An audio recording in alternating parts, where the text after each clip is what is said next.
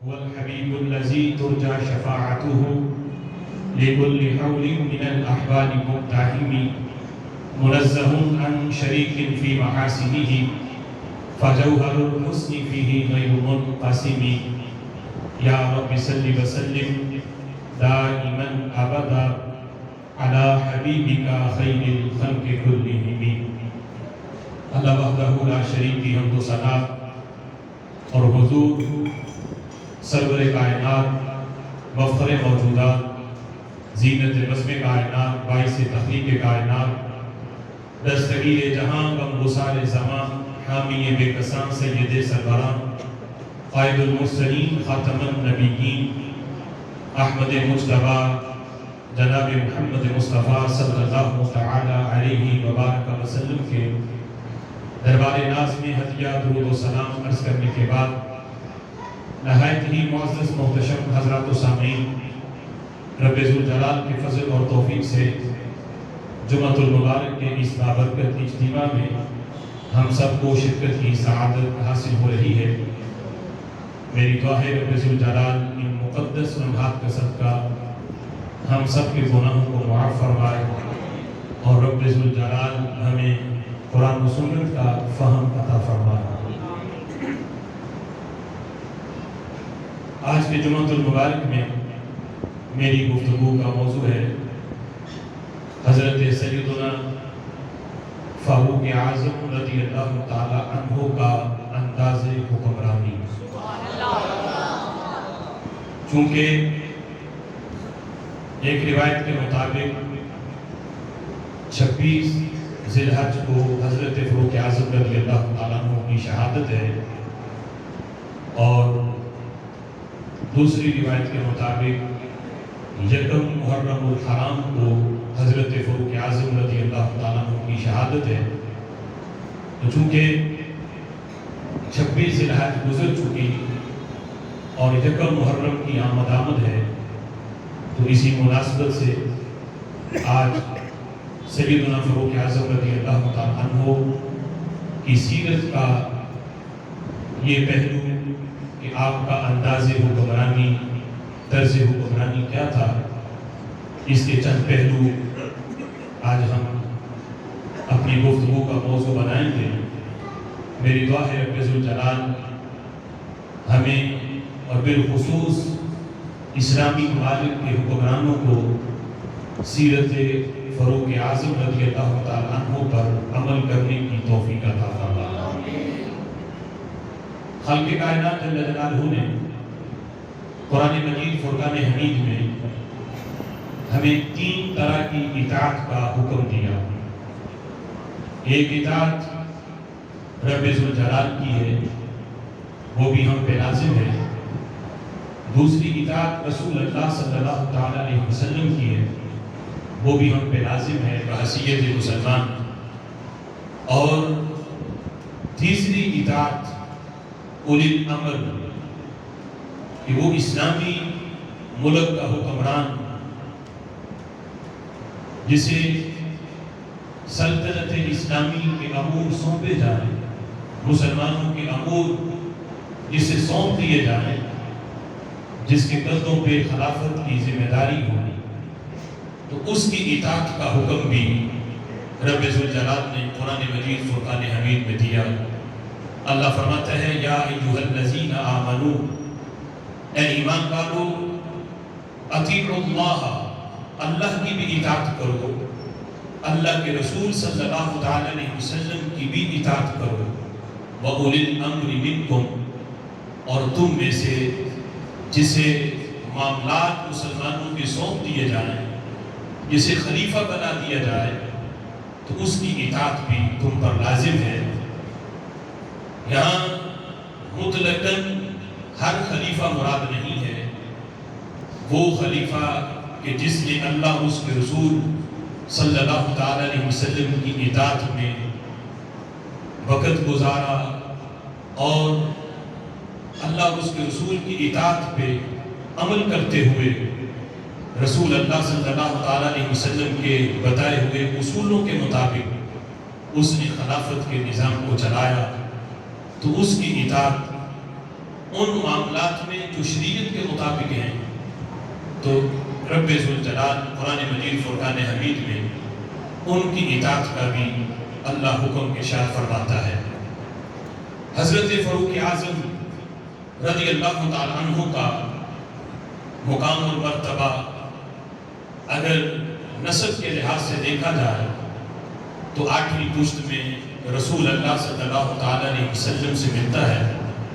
قبیلہ قریش کے بنی عدی کی جو شاخ ہے اس سے آپ کا تعلق ہے، اور آپ کا مقام اور مرتبہ یہ ہے کہ بقیہ سارے صحابہ مرید رسول ہیں، فاروق اعظم رضی اللہ تعالیٰ عنہ مراد رسول ہیں صلی اللہ علیہ وسلم۔ رسول اکرم صلی اللہ تعالیٰ علیہ وسلم نے خود دعا مانگی، بالخصوص ایک وہ دعا ہے جس میں یعنی دو کا نام لیا، یا حضرت عمر بن خطاب یا عمر بن ہشام، ان دونوں میں سے کسی ایک کے ذریعے، اور ایک وہ ہے کہ جس میں خاص طور پہ حضرت عمر کا نام ہے، اللہم اعز الاسلام بعمر بن الخطاب، اے اللہ اسلام کو عمر بن خطاب کے ذریعے عزت عطا فرما۔ تو پھر اللہ نے عزت اسلام کو دی۔ وہ پہلا دن تھا جب حضرت فاروق اعظم رضی اللہ تعالیٰ عنہ اسلام لائے، تو وہ پہلا دن تھا کہ جب مسلمان علی الاعلان کعبے میں آ کے کعبے کا طواف کیا اور قرآن مجید فرقان حمید کی تلاوت کی گئی۔ اس دن رسول اللہ صلی اللہ علیہ وسلم نے حضرت عمر کو فاروق کا لقب عطا کیا کہ عمر تم ہو وہ کہ جس کے ذریعے حق اور باطل میں اللہ نے فرق کیا ہے، امتیاز ہوا ہے۔ آج پتہ چلا ہے لوگوں کو حق کیا ہے اور باطل کیا ہے۔ پہلے حق تھا لیکن چھپا ہوا تھا، آج حق واضح ہوا ہے اور باطل سرنگوں ہوا ہے، شکست ہوئی ہے۔ وہ پہلا دن تھا کہ کسی کی جرت نہیں تھی کہ وہ آگے بڑھ کے مسلمانوں کا رستہ روکے۔ رب ذوالجلال نے اسلام کو اتنی عزت دی، میرے محبوب فرماتے ہیں کل قیامت کے دن جو احسان عمر نے اسلام کے ساتھ کیا ہے، اس کا بدلہ قیامت کے دن حشر کے میدان میں اسلام اس انداز میں ادا کرے گا۔ میرے آقا فرماتے ہیں اسلام آئے گا، حضرت عمر بن خطاب سے مصافحہ کرے گا، اور اسلام حضرت عمر کا ہاتھ پکڑ کے رب کی بارگاہ میں عرض کرے گا، اے اللہ جس طرح عمر نے مجھے عزت دی تھی، آج حشر کے میدان میں ویسے ہی عمر کو تو عزت عطا فرما۔ سبحان اللہ۔ حضرت عمر بن خطاب رضی اللہ تعالیٰ عنہ نے جس دن اسلام قبول کیا، رب ذوالجلال نے یہ آیت کریمہ نازل فرمائی، یا ایھا النبی حسبک اللہ ومن اتبعک من المؤمنین، اے نبی حسبک اللہ، اللہ آپ کو کافی ہے، ومن اتبعک من المؤمنین، اور وہ مومنین جو تمہاری اتباع کرے وہ تمہیں کافی ہے۔ اللہ بھی کافی ہے اور وہ مومن جو تمہاری اتباع کرے وہ بھی تمہیں کافی ہے۔ یعنی اب حاجت نہیں کہ چھپ کے اسلام کی تبلیغ کی جائے، اللہ بھی کافی ہے۔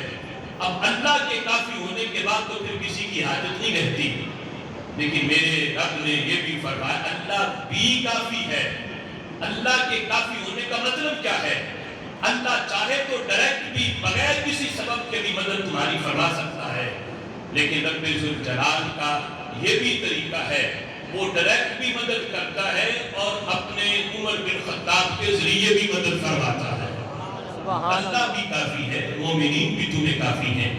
حضرت فاروق اعظم رضی اللہ تعالیٰ عنہ، حضرت صدیق اکبر رضی اللہ تعالیٰ عنہ کے وصال کے بعد جب خلیفہ بنے تو حضرت صدیق اکبر نے اپنی حیات میں ہی انہیں خلیفہ مقرر کیا۔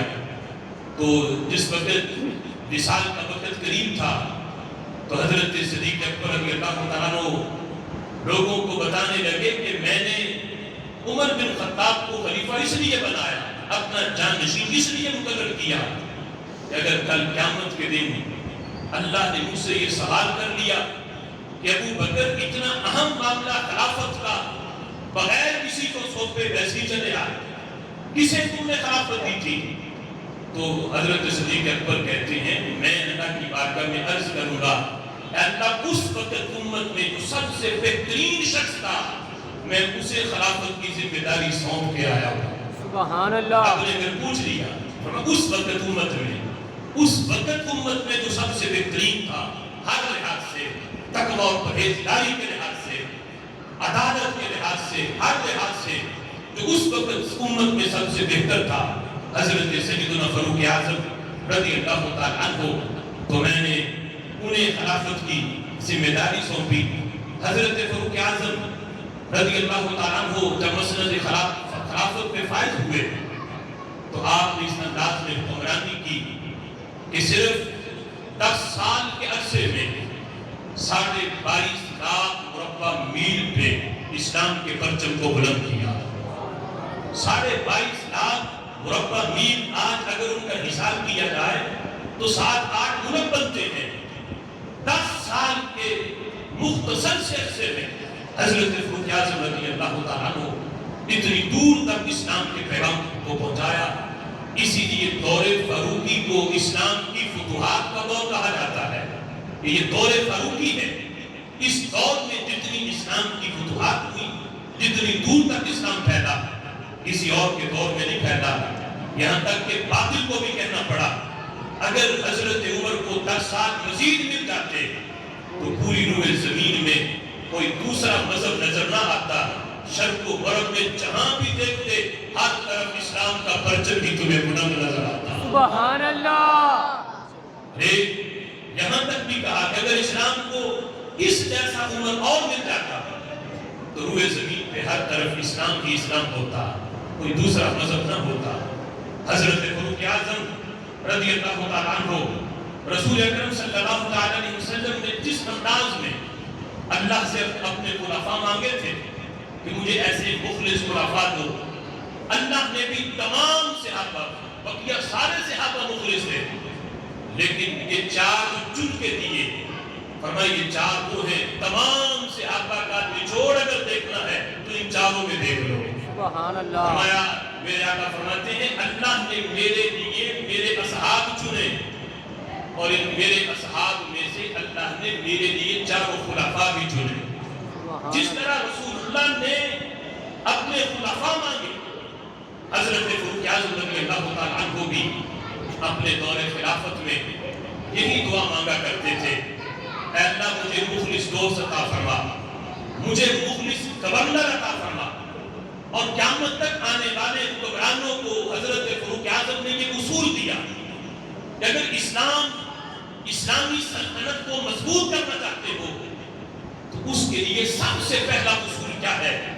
یہ نہیں کہ تمہارے خزانے بھرے ہوئے ہوں پھر ملک طاقتور بنتا ہے، یہ نہیں کہ مال و دولت کی ریل پیل ہو پھر اسلامی سلطنت پاورفل ہوتی ہے، یہ نہیں فوج کی تعداد کثیر ہو پھر اسلامی سلطنت پاورفل ہوتی ہے. نہیں، فرمایا اسلامی سلطنت کو مضبوط کرنے کا سب سے پہلا اصول یہ ہے کہ جنہیں تم نے مختلف جگہ کی گورنری دی ہے، ان کے ذمے تم نے حکومت ڈالی ہے، ان کے سر پہ ذمہ داری ڈالی ہے، وہ دوست تمہارے مخلص ہونے چاہیے.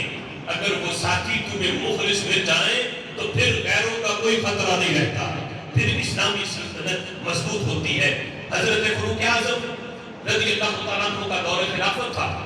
آپ اپنے ساتھیوں کے ساتھ بیٹھے تھے تو آپ فرمانے لگے اپنے ساتھیوں سے، تم اللہ کی بارگاہ میں کوئی تمنا کرو، آرزو کرو، میں بھی کرتا ہوں، اور پھر اس آرزو اور تمنا کرنے کے بعد پھر تم نے اس کا اظہار بھی کرنا ہے کہ تم نے کیا تمنا کی، اور پھر میں بتاؤں گا کہ میں نے اللہ کی بارگاہ میں آرزو کیا کی. حضرت فاروق اعظم رضی اللہ تعالیٰ عنہ نے جب یہ فرمایا تو ساتھیوں نے اللہ کی بارگاہ میں دعا مانگی، کوئی آرزو کی. حضرت عمر نے پوچھا بتاؤ تم نے کیا تمنا کی؟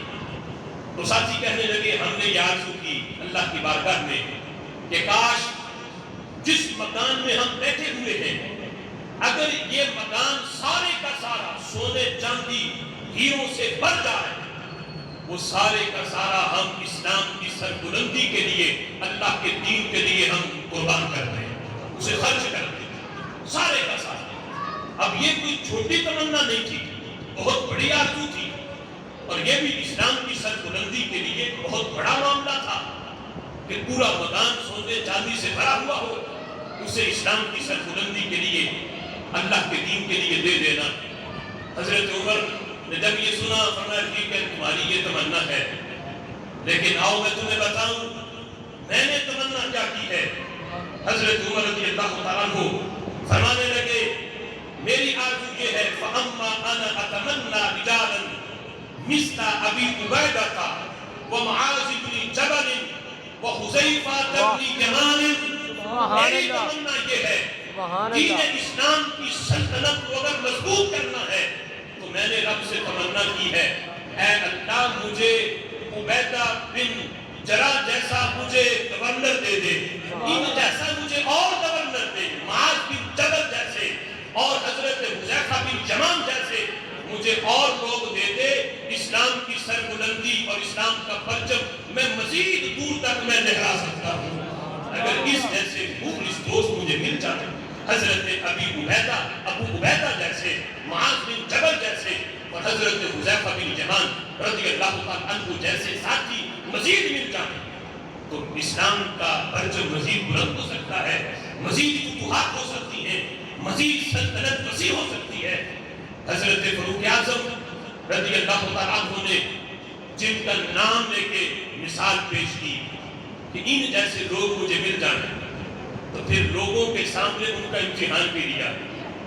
فرمایا میں نے ایسے ہی ان کے نام نہیں لے دیے، ان جیسے مجھے لوگ مل جائیں، فرمایا آؤ میں تمہیں بتاؤں ان کا کردار کیسا ہے، آؤ میں تمہیں بتاؤں ان کا تقویٰ کیسا ہے، ان کا رب کی ذات پہ بھروسہ کتنا ہے، آؤ میں تمہیں بتاؤں یہ دنیا سے کتنا بے رغبت ہیں اور رب کی بارگاہ کی طرف کتنے راغب ہیں۔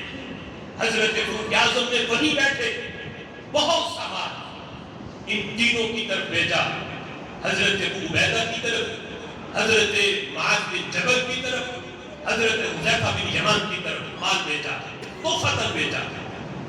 جب جس وقت وہ قاصد مال لے کے ان کے پاس پہنچا ان میں سے کسی نے بھی مال قبول نہیں کیا، معذرت کر دی، کہا ہمیں مال نہیں چاہیے، ہمارا گزارا ہو رہا ہے، ہمیں مال کی کوئی ضرورت نہیں۔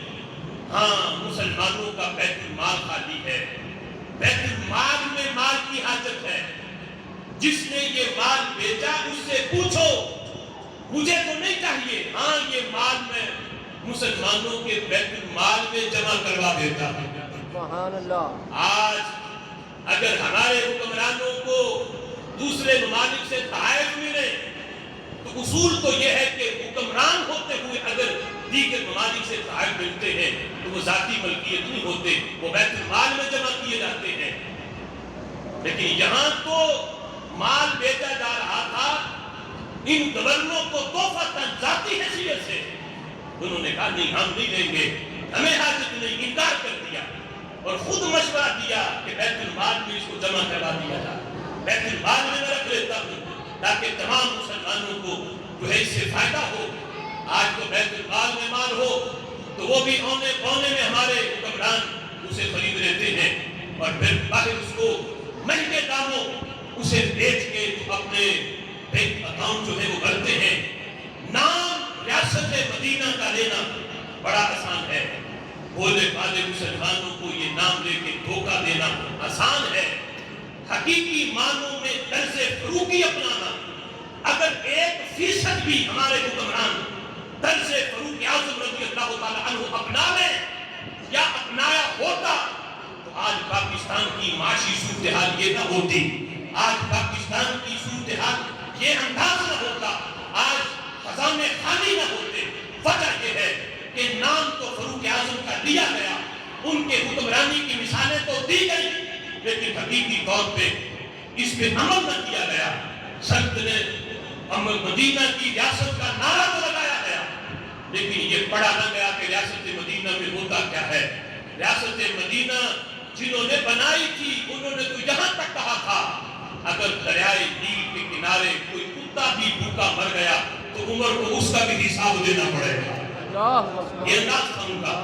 حضرت فاروق اعظم رضی اللہ تعالیٰ عنہ، حذیفہ بن یمان رضی اللہ تعالیٰ عنہ کو جب مدائن کا گورنر بنا کے بھیجا تو ایک خط لکھ کے ساتھ دیا کہ یہ مدائن کے لوگوں کو پڑھ کے سنا دینا۔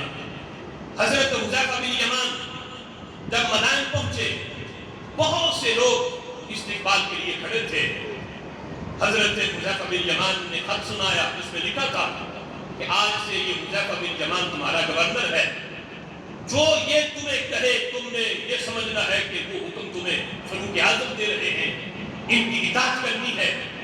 اب جس وقت یہ خط سنا دیا تو لوگ کہنے لگے کہ اے حذیفہ بن یمان، تم جو کہو کہ ہم اس پہ عمل کریں گے، لیکن یہ تو بتاؤ کہ تم کیا کیا چاہتے ہو، کیا کیا سہولتیں چاہتے ہو۔ آج کا کوئی حکمران ہوتا تو وہ کہتا مجھے یہ گاڑی چاہیے، اتنا بڑا بنگلہ چاہیے، میرا مہینے کا اتنے لیٹر پیٹرول جو ہے وہ فری ہونا چاہیے، یہ مجھے رعایتیں چاہیے، یہ سہولتیں چاہیے، اتنے ملازم چاہیے۔ حذیفہ بن یمان کیا مطالبہ کیا؟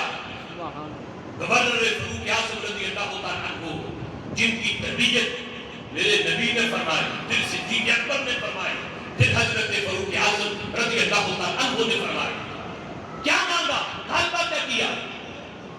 حذیفہ بن یمان کہنے لگے مجھے تم سے کچھ نہیں چاہیے، ہاں دو چیزوں کا مطالبہ کرتا ہوں، ایک اپنے لیے ہے، وہ کیا؟ فرمایا 2 وقت کا کھانا مجھے دے دینا، اور کچھ نہیں، اس لیے کہ میں ہوں تمہارا خادم اور تمہاری خدمت کرنے کے لیے بدن کی ضرورت کے لیے مجھے کھانا تو چاہیے، 2 وقت کا دے دینا، زیادہ کا مطالبہ نہیں کرتا، 2 وقت کا کھانا۔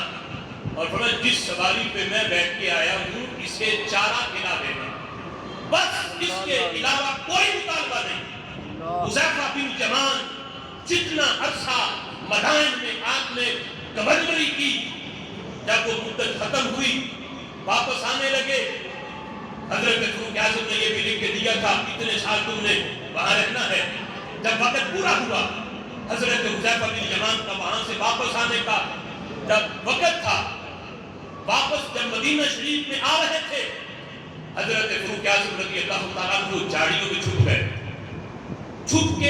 چھپے اس لیے کہ دیکھوں ہو سکتا ہے حذیفہ بن یمان میرے پاس آنے سے پہلے وہاں سے جو مال ملا ہو وہ اپنے گھر میں رکھ کے پھر میرے پاس آ، لہذا میں رستے میں ہی دیکھوں گا کہ یہ وہاں سے کیا لے کے آیا۔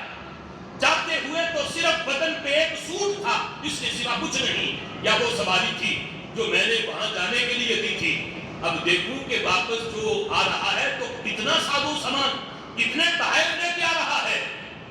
یقین پہلے بھی تھا کہ جسے میں نے گورنر بنایا ہے اسے دنیا کا لالچ کوئی نہیں، لیکن خلیفہ ہونے کی حیثیت سے یہ چھان بین بھی ضروری تھی کہ دیکھوں کہ خلیفہ بنانے سے پہلے، گورنر بنانے سے پہلے جو اس کی مالی صورتحال تھی، اب گورنری میں سے لے رہا ہوں، کتنے مال کا اضافہ ہوا۔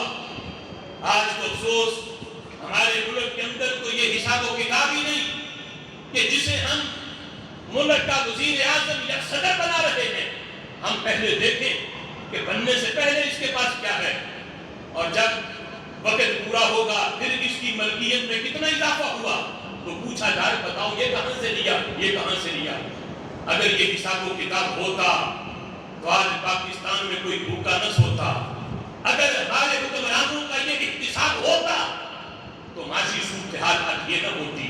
حضرت فاروق اعظم جھاڑیوں میں چھپے ہیں، حذیفہ بن یمان جب وہاں سے گزرے تو حضرت عمر نے دیکھا وہی بدن پہ کپڑا جو جاتے ہوئے پہنا ہوا تھا، وہی کپڑا، وہی لباس اور وہی ایک سواری جو حضرت فاروق اعظم نے دی تھی۔ نہ کوئی اونٹوں کا قافلہ، نہ کوئی ادارے، نہ ہیرے جوہرات، نہ کوئی مال و اسباب۔ حضرت حذیفہ بن یمان کی جب یہ صورتحال دیکھی، حضرت عمر جھاڑیوں سے باہر نکل آئے اور حضرت حذیفہ بن یمان کو سینے سے لگا کے فرمایا انت اخی فی الدنیا والآخرہ، سبحان اللہ، حذیفہ تو دنیا میں بھی میرا بھائی ہے، آخرت میں بھی میرا بھائی ہے۔ سبحان اللہ، اللہ اکبر، یا رسول اللہ، یا رسول اللہ، حضرت فاروق اعظم رضی اللہ تعالیٰ اللہ کا شکر ادا کیا، اللہ تیرا شکر ہے تو نے مجھے حذیفہ بن یمان جیسے ساتھی دیے ہیں، اگر ایسے ساتھی نہ ہوتے تو آج اسلام کا پرچم اتنی دور تک بلند نہ ہوتا، آج اتنی وسیع سلطنت اسلام میں داخل نہ ہوتی۔ یہ تیرا شکر ہے کہ تو نے مجھے ایسے مخلص دوست دیے۔ حضرت فاروق اعظم رضی اللہ تعالیٰ عنہ کے انداز حکمرانی کے کس پہلو کو بیان کیا جائے؟ حضرت عثمان غنی رضی اللہ تعالیٰ عنہ آپ بیان کرتے ہیں، کہتے ہیں مدینہ شریف کے اندر دور فاروقی تھا، تو کہتے ہیں میں مدینہ شریف سے باہر اپنے ڈیرے پہ تھا، ڈیرہ مدینہ شریف سے باہر تھا، تو کہتے ہیں میں وہاں پہ موجود تھا، دوپہر کا وقت تھا، گرمی بڑی تھی، اتنی شدت کی گرمی تھی کہ حضرت عثمان کہتے ہیں میں نے اس گرمی میں صرف ایک مرتبہ اپنے کو حجرے سے اپنا چہرہ باہر نکالا کھڑکی سے، اتنی شدت کی گرم ہوا میرے چہرے پہ پڑی کہ میں فوراً اندر آ گیا اور میں نے دروازہ بند کر دیا، اتنی شدت کی گرمی۔ کہتے ہیں میں نے اس شدت کی گرمی میں نے دیکھا ایک شخص اپنا چہرہ چھپائے 2 اونٹوں کے پیچھے بھاگ رہا ہے۔ کہتے ہیں پہچان نہ سکا کہ کون ہے۔ حضرت عثمان کہتے ہیں میں نے اپنے غلام سے کہا کہ کتنا اچھا ہوتا یہ بندہ مدینہ شریف میں کسی جگہ پہ قیام کر لیتا، یہ گرمی کا موسم گزر جاتا، شام ہوتی، ٹھنڈ ہوتی تو پھر نکلتا سفر کے لیے۔ کہتے ہیں یہ اتنی دوپہر کے وقت کے نیچے اوپر سورج کی تپش اور نیچے گرم ریت کی تپش ہے، اتنی شدت کی گرمی، مجبوری کے بغیر تو کوئی گھر سے باہر نہیں نکلتا، اتنی شدت کی گرمی میں کوئی سفر نہیں، سوچ بھی نہیں سکتا یہ کون بندہ ہے جو اونٹوں کے پیچھے اس طرح بھاگ رہا ہے۔ کہتے میں نے غلام سے کہا کہ ذرا دیکھو تو صحیح یہ کون ہے۔ کہتے اتنے میں وہ شخص خود میرے جو ڈیرا تھا جو جھونپڑی تھی وہاں قریب سے گزرا، تو کہتے جب میں نے دیکھا تو رونگٹے کھڑے ہو گئے، وہ کوئی اور نہیں تھا، وہ وقت کا امیر المؤمنین حضرت فاروق اعظم رضی اللہ تعالیٰ عنہ تھے۔ کہتے میں نے روک لیا، کہا امیر المؤمنین آئے، چھاؤں میں بیٹھے، سائے میں بیٹھے، میں آپ کو پانی پلاتا ہوں۔ حضرت عمر کہنے لگے تمہارا سایہ تمہیں مبارک، پانی تمہیں مبارک، میں اس وقت نہ بیٹھ سکتا ہوں نہ پانی پینے کا وقت ہے۔ سبب یہ ہے، چلتے چلتے بات بتائی، کہا سبب یہ ہے کہ صدقہ کے اونٹ جس کی ڈیوٹی تھی ان کو چرانے کے لیے وہ لے کر انہیں چراگاہ میں چلا گیا، یہ اونٹ پتہ نہیں کیسے پیچھے رہ گئے۔ میں خود نکلا، میں نے کسی کا انتظار نہ کیا کہ کہیں یہ صدقہ کے بیت المال کے اونٹ کہیں آگے پیچھے نہ ہو جائیں، کوئی انہیں قصب نہ کر لے، کہیں یہ گم نہ ہو جائیں۔ میں خود نکلا ہوں کہ انہیں ہانک کے انہیں چراگاہ تک چھوڑ آتا ہوں۔ فقط کا امیر المومنین اور بیت المال کے 2 اونٹ اگر یہ ضائع ہو جائے تو قیامت کے دن یہ سوال تو مجھ سے ہی پوچھا جائے گا، عمر تمہارے دور خلافت میں بیت المال کے 2 اونٹ گم ہوئے تھے، کیوں گم ہوئے؟ عمر تو ان 2 اونٹوں کا حساب نہیں دے سکے گا، اس لیے میں خود نکلا ہوں گرمی کے موسم میں نے شام ہونے کا بھی انتظار نہ کیا کہیں گم نہ ہو جائیں، رسد کوئی نہ کر لے، اس لیے ان کو میں وہاں تک چھوڑنے۔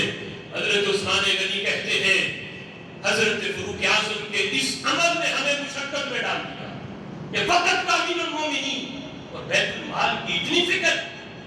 کہتے ہیں حضرت عمر کا یہ عمل دیکھ کے ہم ڈرنے لگے کہ اللہ خلافت کا معاملہ کتنا بڑا ہے، اگر اس میں سستی ہو گئی تو ہمیں کن کن باتوں کا رب کی بارگاہ میں ہمیں جواب دینا پڑے گا۔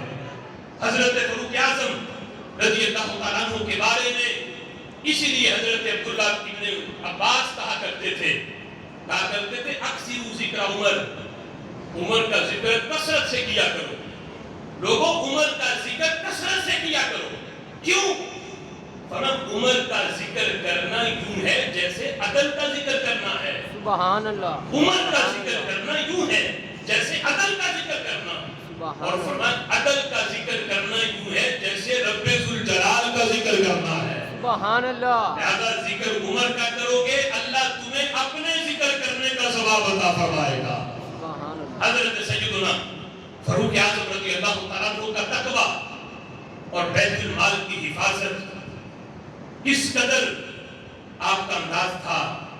ایک مرتبہ بیمار ہوئے، اطباء نے علاج جو تجویز کیا وہ یہ تھا کہ آپ کی بیماری کا علاج یہ ہے کہ آپ شہد کا استعمال کریں، لیکن وقت کا امیر المومنین اور عرب کا ماحول، لیکن گھر میں ایک قطرہ بھی شہد کا کھانے کے لیے نہیں ہے۔ یہ صورتحال جب آپ آئے لوگوں سے خطاب کرنے منبر پہ، تو اتنی کمزوری تھی کہ منبر کی سیڑھیوں پہ بھی چڑھ نہ سکے، بڑی کمزوری مشقت کے ساتھ لوگوں نے محسوس کیا۔ تو کہا کہ عمر آپ بیمار ہیں، اتنی کمزوری ہے، علاج کیوں نہیں کرواتے؟ ہمیں علاج ہے، اور علاج ہے شہد کا استعمال۔ اطباء نے یہ تجویز کیا، لیکن میرے پاس شہد نہیں، صرف بیت المال میں ہے، اگر تم لوگ مجھے اجازت دو تو پھر میں شہد استعمال کر لیتا ہوں بیت المال والا، تمہاری اجازت کے بغیر استعمال کرنا میرے لیے حرام ہے، ہاں اگر تم اجازت دیتے ہو پھر استعمال کر لیتا ہوں۔ تمام لوگوں نے اجازت دی، پھر فاروق اعظم نے جتنا علاج کے لیے ضروری تھا اتنا بیت المال سے شہد لیا۔ آج ہمارے حکمران بیت المال کے مال کو بھی اپنی ملکیت سمجھتے ہیں کہ ہم حکمران ہیں، صدر ہیں، وزیر اعظم ہیں، جس طرح چاہیں اس کی دھجیاں اڑائیں، جس طرح چاہیں خرچ کریں۔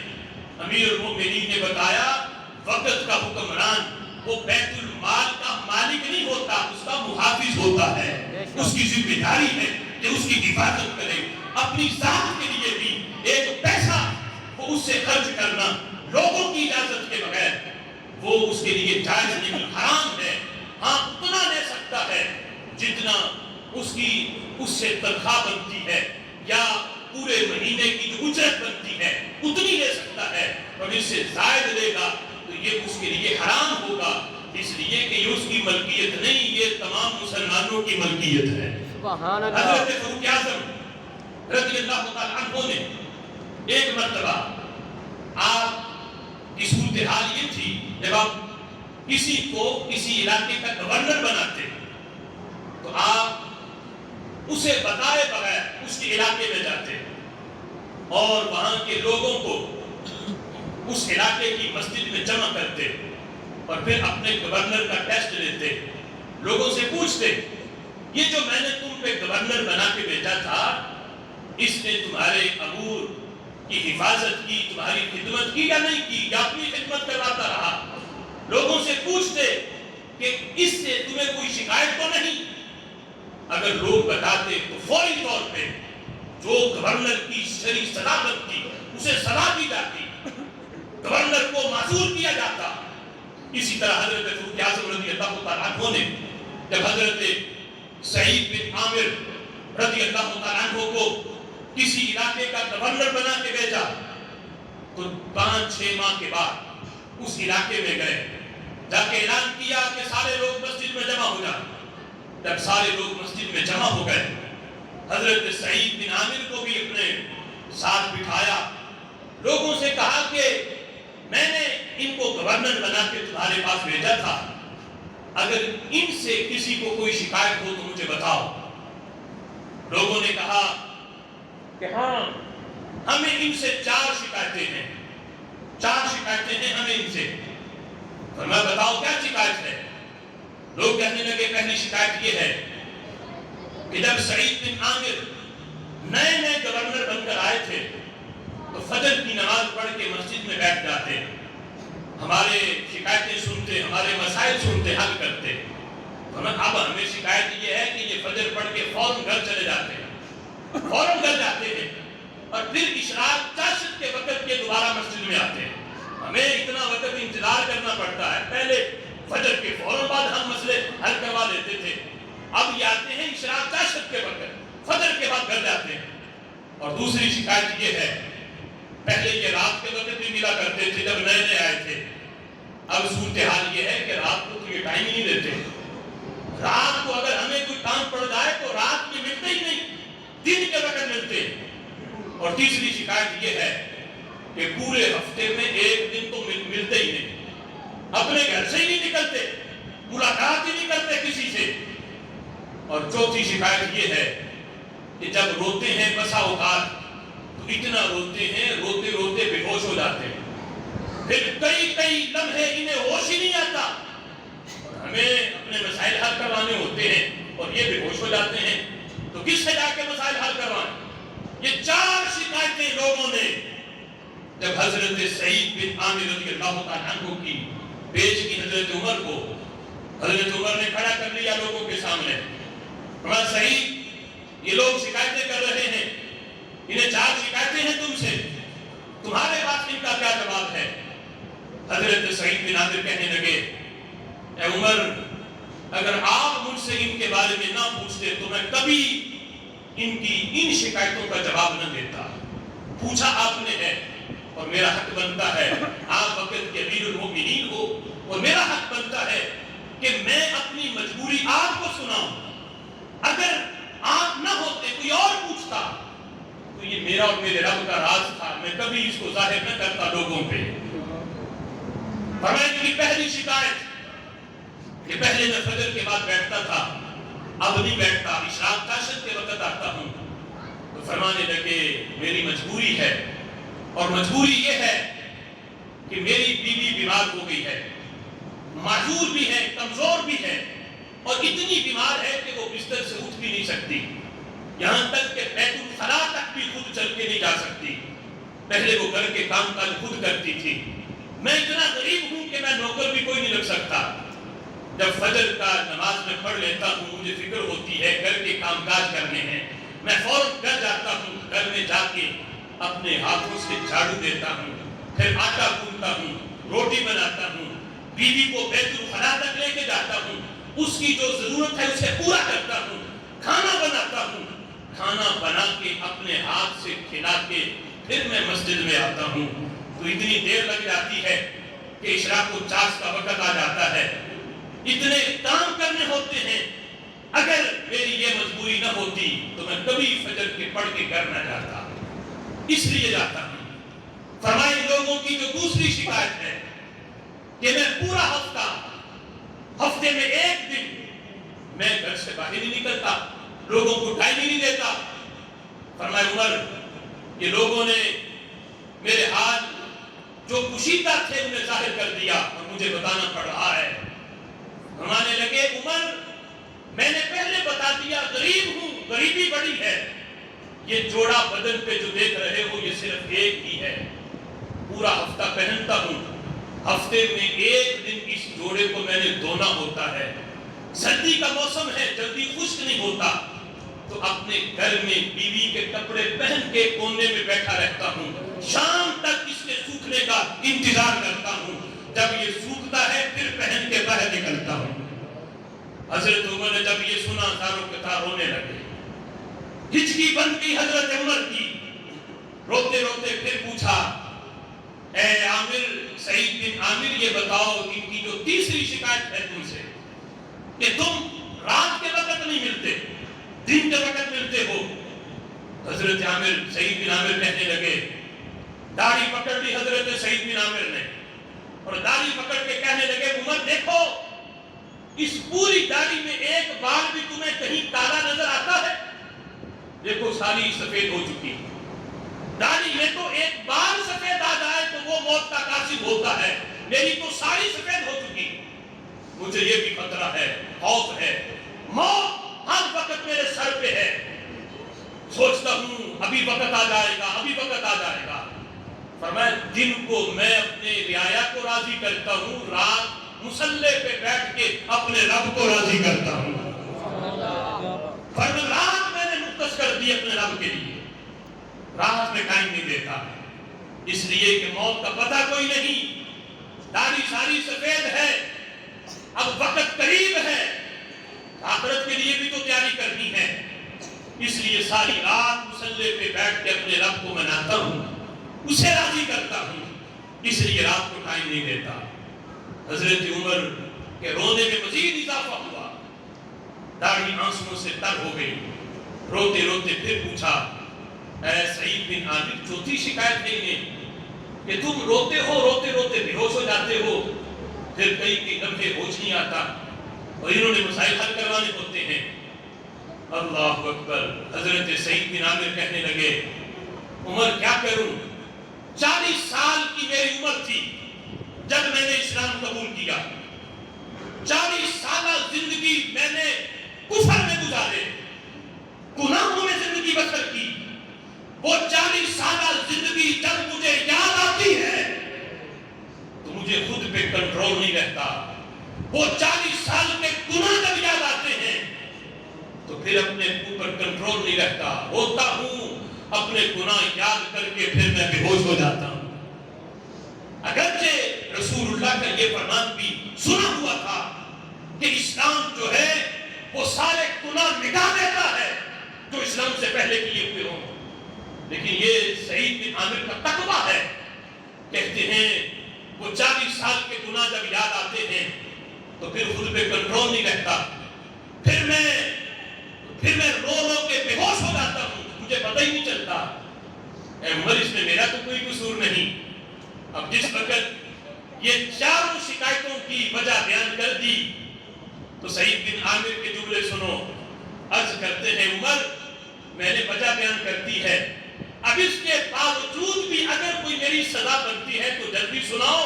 مجھے گھر بھی جانا ہے، گھر میں جا کے ابھی بیوی کو بھی دیکھنا ہے، اسے کوئی حاجت ہوگی، ضرورت ہوگی، جو سزا بنتی ہے مجھے دے دو، میں لینے کے لیے تیار ہوں.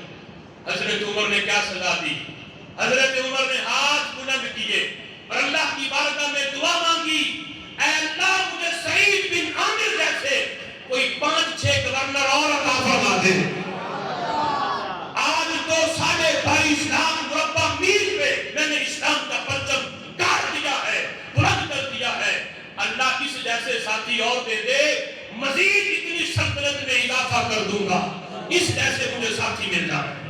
حضرت فاروق اعظم رضی اللہ تعالیٰ عنہ نے قیامت تک آنے والے اسلامی سلطنت کے حکمرانوں کو یہ اصول دیا کہ اگر اسلامی سلطنت کو مضبوط کرنا چاہتے ہو تو پھر اس کا طریقہ کار یہ ہے، صحیح مخلص دوست ڈھونڈو جن کا تقوی اور پرہیزگاری میں بھی اس زمانے کے وہ بہترین لوگ ہوں، خوف خدا بھی ان کے دل میں ہو، مسلمانوں کی خدمت کا بھی جذبہ ان کے دل میں ہو. ہمیں ایسے لوگ تلاش کرو جو قرآن و سنت کے بھی پابند ہوں، جو خوف خدا بھی دل میں رکھتے ہوں اور جنہیں ہر وقت اپنی آخرت کی بھی فکر لگی ہوئی ہو. ایسے لوگ اسلامی سلطنت کے ان کو حکمران بناؤ، پھر تمہیں مال کی حاجت نہیں پڑے گی، غیروں سے قرضہ لینے کی تمہیں حاجت نہیں پڑے گی.